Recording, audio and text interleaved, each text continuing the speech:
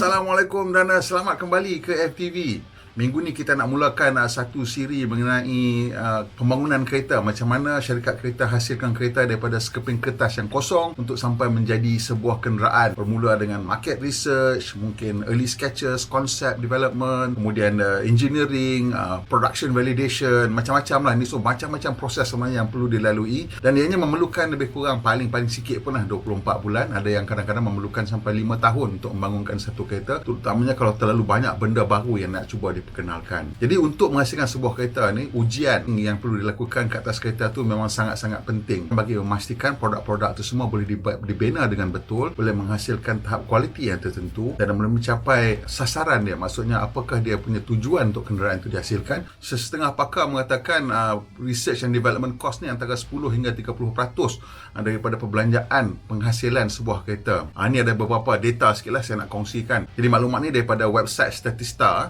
Toyota dikatakan berbelanja lebih kurang 1.0 hingga 1.1 trilion yen pada tahun 2020 lah. Kalau kita tukar kepada dolar, ini lebih kurang 9 hingga 10 bilion dolar. Memandangkan Toyota menjual lebih kurang dalam 10 juta kereta setahun, jadi kos R&D untuk setiap kereta ni secara purata lah, bukan kira secara spesifik, tapi kita kira secara purata, ialah lebih kurang dalam 1,000 US dollar untuk setiap kereta, ataupun dalam 4,000 ringgit lebih lah untuk setiap kereta. Ini sebenarnya nampak macam banyak, tapi sebenarnya ianya satu angka yang kecil untuk R&D ni. Kenapa saya kata angka Toyota ni kecil? Sebenarnya angka tu besar, 10 bilion dolar tu banyak, tapi jadi kecil sebab kita beda-beda, pecah-pecah kan.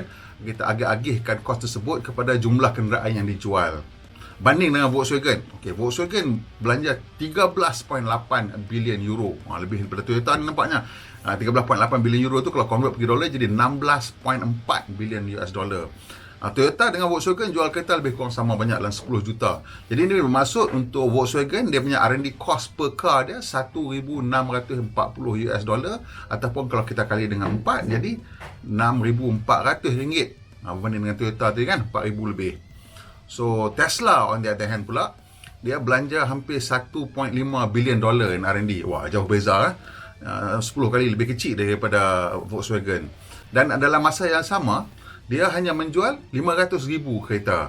Jadi tengok, bila kita bahagi pula, so untuk Tesla pula, kos R&D dia lebih kurang 3,000 US dollar satu kereta. So maksudnya, kalau dekat Malaysia dalam 12,000 ringgit. Mungkin ada orang kata Tesla ni young company, dia masih lagi invest in dia punya manufacturing capacity, production capability, engineering talent, masih lagi nak recruit orang. So that's why dia punya R&D cost tinggi. Betul, which is true.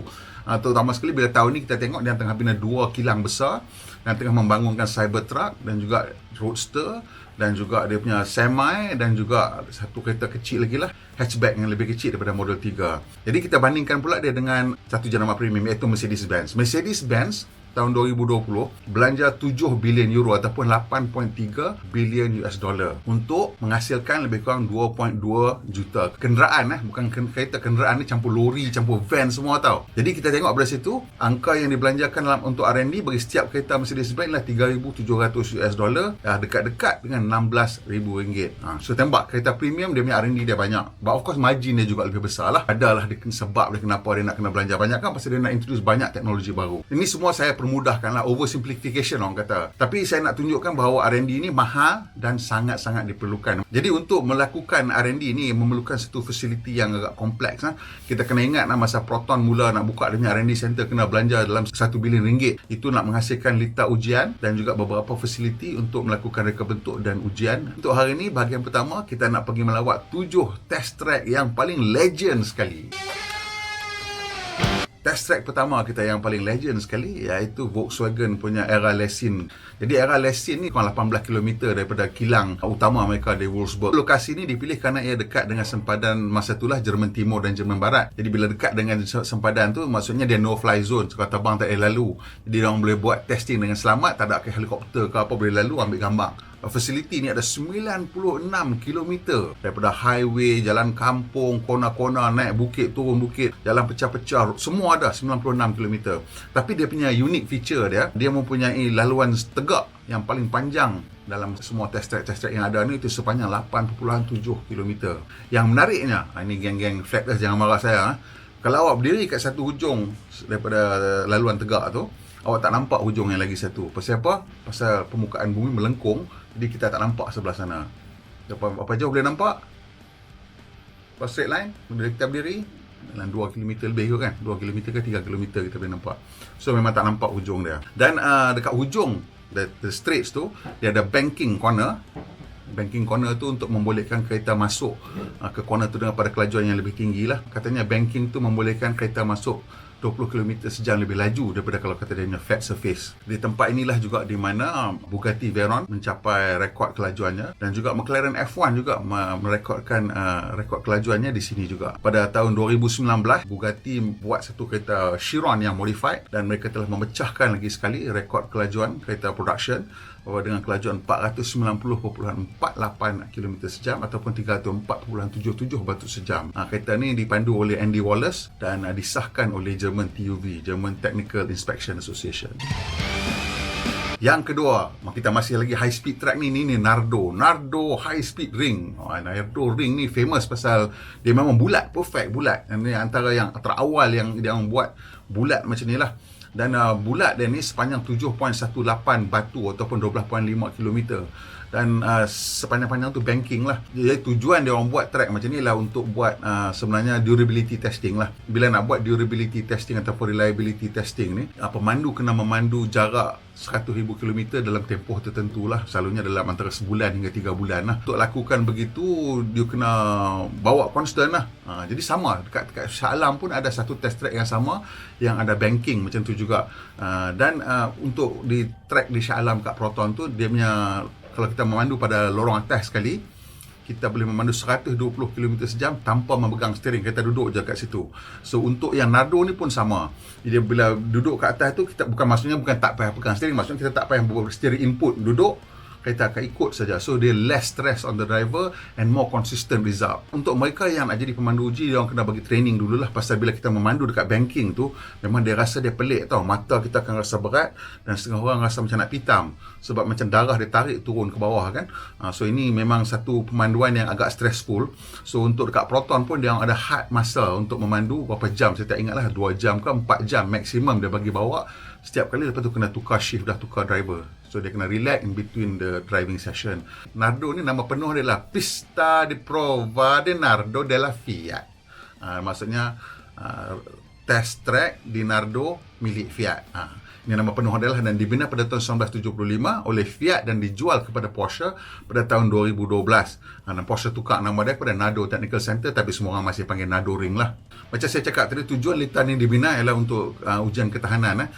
Katalah kita nak kena memandu 100,000 km dalam tempoh 3 bulan. Dan selalunya dia orang buat test ni dalam kelajuan 110-120 km sejam, atau mungkin kurang sikit pada tu lah, lebih kurang highway speed lah. Jadi kalau kita pandu satu hari, katalah 120 km sejam, kita pandu tak berhenti lah, campur dengan mungkin berhenti makan ke apa pun, kita dapat 2,000 hingga 2,500 km satu hari. Ni kalau pandu 24 jam tak berhenti lah. Tapi sebenarnya tak adalah mandu sampai 24 jam. Katalah kita dia boleh capai lebih kurang dalam 1,000 km sehari lah. Jadi memerlukan 3 bulan lah untuk capai 100,000 km lebih kurang lah. Di Nardo, lorong paling bawah, dia punya neutral speed. Maksudnya neutral speed tu maksudnya kita bawa tak payah steering input lah, 100 km sejam. Manakala yang paling atas sekali ialah 240 km sejam. Ni berbanding macam saya cakap Proton tadi. Proton atas please 120 saja kan. Faktor dia mungkin dia punya angle dia sama, tapi because radius dia lebih besar. Jadi untuk Porsche, inilah satu fasiliti yang sempurna lah, pasal dia orang punya kereta laju-laju. I'm sure dia orang test dia orang punya durability testing pada kelajuan yang lebih tinggi. Dan juga saya rasa ianya perfect untuk kita nak test macam endurance racer ke apa kan. Kalau you buat Le Mans punya race car ke, you boleh capai 5,000 km dalam masa sehari, 24 jam. And that is similar to whatever you achieve masa dekat Le Mans. Untuk perspektif lah, jarak paling jauh yang orang pernah pandu dalam tempoh 24 jam di Le Mans 24 Hour Race berlaku pada tahun 2010 dengan Audi R5 Turbo Diesel. Jarak dia 5,410.713 km. Pemandunya ialah Romain Dumas, Timo Bernhard dan Mike Rockenfeller. Kalau era lesin digunakan untuk memecahkan rekod untuk Bugatti dan juga McLaren F1. Nardo digunakan oleh Koenigsegg. Dia membawa kereta CCR dia pada tahun 2005 dan mencapai kelajuan 389 km sejam ataupun 242 batu sejam. Untuk ujian ini dikatakan bila dia orang duduk kat banking paling atas sekali, dia punya steering angle dia adalah 30 darjah. Itu nak kekalkan lah pasal dia dah melebihi had dia 240 km sejam. Yang ketiga ialah Ford punya Dearborn Proving Ground. Dearborn punya Proving Ground ni dia tak ada spectacular track ke apakah, tapi saya masukkan kat sini pasal dia memang legend. Jadi Dearborn Proving Ground ni ialah di tempat mana Henry Ford tinggal dulu. Sebenarnya ianya di tempat neighborhood yang mana kampung yang dia duduk dulu, dekat situlah dia telah kekalkan sebahagian daripada kampung tersebut dalam keseluruhan kompleks ni. Di kompleks ni berada di sebelah Sungai Rouge, dan kompleks Rouge ni ialah satu kompleks otomotif yang bersejarah kerana ianya salah satu yang terbesar di dunia pada satu masa dulu. Kalau zaman dia tengah peak tu, arang batu dan biji besi masuk satu hujung, kereta yang lengkap keluar hujung yang tu, semua dia bina kat dalam tu. Ini satu kompleks yang legend lah. Dan di sinilah Henry Ford membuat semua ujian kereta dia, termasuklah ujian kereta yang pertama yang quadricycle yang kita tengok tu. Malah dia punya workshop dia semua masih lagi dikekalkan di situ. So ini yang menyebabkan ianya legend, dan juga di sinilah mereka membangunkan banyak protokol lah, macam mana nak uji benda-benda ni semua, termasuk ujian air lah, ujian pelanggaran semua. Banyak juga ujian-ujian yang kita ada sekarang mungkin telah bermula di sini.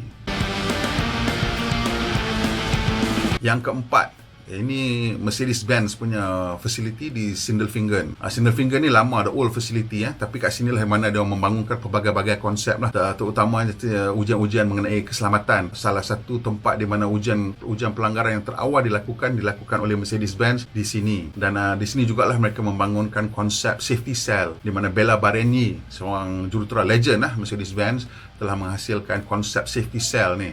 He also famous for designing Mercedes-Benz SL Pagoda Top. Dia punya reka bentuk Pagoda Top tu ialah kerana dia nak hasilkan bumbung yang keras untuk convertible.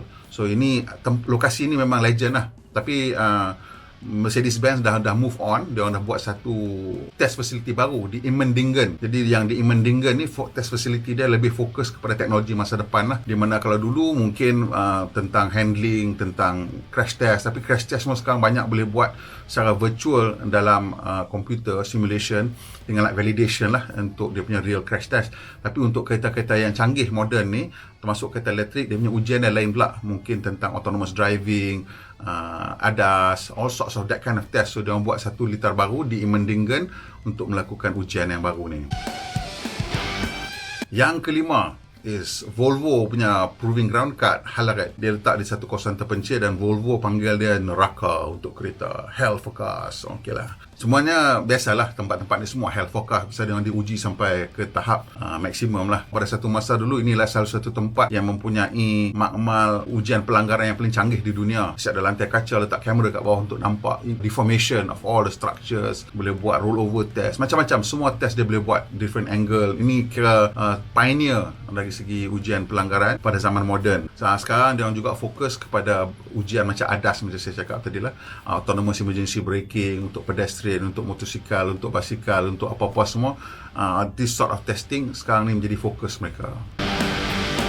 Yang keenam, Honda Tochigi and Twin Ring Motegi lah. Legend sebab kat sinilah lahirnya semua VTEC dan juga enjin-enjin Formula 1 yang mendominasi kejuaraan Formula 1 pada dekad 1980-an. Twin Ring Motegi ni juga legend kerana aturan litar dia unik. You ada satu oval dan satu street circuit. Dia lalu kat bawah oval tu. So it's a nice compact design di mana awak dapat dua litar dalam satu dan boleh menguji macam-macam. Kalau awak tengok video daripada Jepun, ujian kita banyak dia menggunakan Twin Ring Motegi juga. Especially kalau dia buat Honda Type R lah, yang Type R tahu selalu nampak dia uji dekat sini Twin Ring Motegi ni.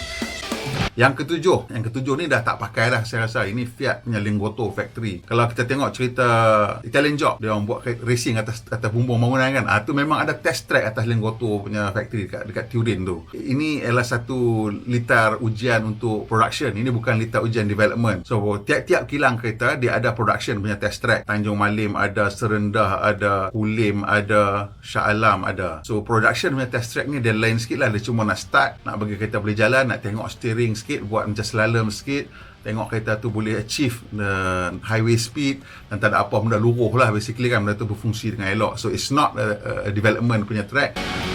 Okey, itu saja 7 lokasi yang saya rasa legend. Tapi ada bonus item sikit, saya nak tambah sikit yang ada jugalah beberapa lagi yang saya rasa pun penting, tapi dia tak sampai tahap legend macam tu lah. Yang pertama sekali ialah Millbrook Proving Ground kat UK. Millbrook ni agak besar juga.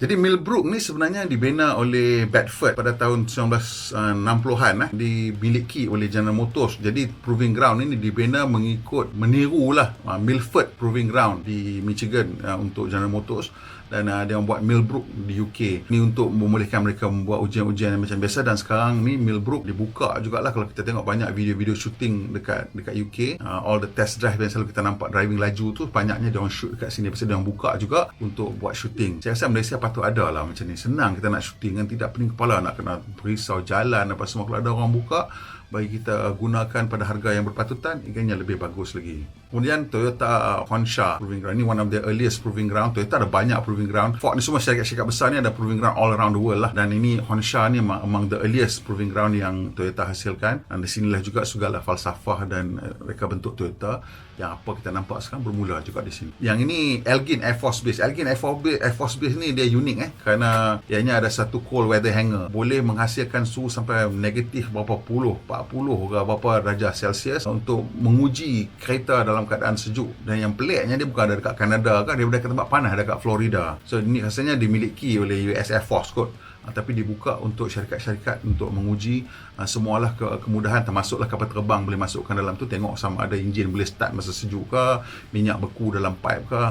Ini yang uniknya pasal dia dalam hangar. Ada saja tempat-tempat ujian musim sejuk yang lain di atas Arctic Circle semua di Kanada, rata-rata tempat, tapi ini unik pasal dia berada dalam hangar kapal terbang. Ini satu ni orang kata secret lah. Ini Volkswagen punya COCK, Challenging Off-Road Circuit Compound. Yang ini berada di kawasan gurun di utara South Africa. Memang tersorok lah ni, jauh daripada tempat-tempat lain, tapi dia memang ada satu lokasi ujian di mana dia boleh uji kenderaan pada tahap ekstrim lah, terutamanya dengan nampak macam permukaan yang macam off-road, loose surface nya. Bugatti Veyron juga diuji di sini. Sebenarnya ujian-ujian yang syarikat kereta lakukan ni beyond apa yang kita akan lanyak kereta kita. Inilah dia cara mereka hasilkan kereta yang boleh digunakan oleh semua orang. Bukan semua orang reti jaga kereta, setengah orang bengong, so dia mungkin bawa macam orang bengong lah kan. So kereta tu kena tahan juga walaupun ada pemandu yang bengong. Seterusnya ni Hyundai California City Proving Ground ni agak baru daripada Hyundai yang dia beli tanah ni. Menarik, banyak produk-produk baru diuji di sana.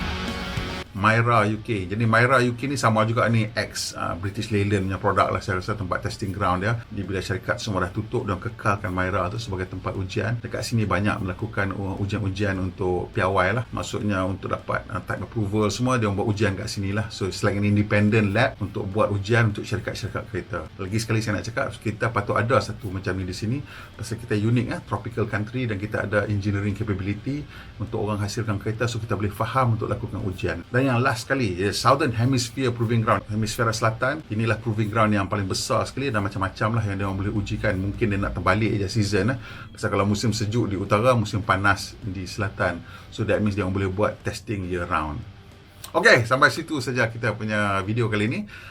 Pastikan minggu depan awak datang lagi, tekan butang loceng tu, pasal kita akan mulakan daripada awal proses R&D. Saya akan interview beberapa local players, local designers, local car engineers. Dia akan ceritakan apakah proses-proses yang mereka lalui untuk menghasilkan sebuah kereta daripada kosong. Okay, kalau awak suka video ni, tolong tekan butang like dan kongsikan dengan kawan-kawan. Bantu kita subscribe dan juga tekan butang loceng. Pemandu Malaysia, pemandu yang berhemah. Kita jumpa lagi insya-Allah.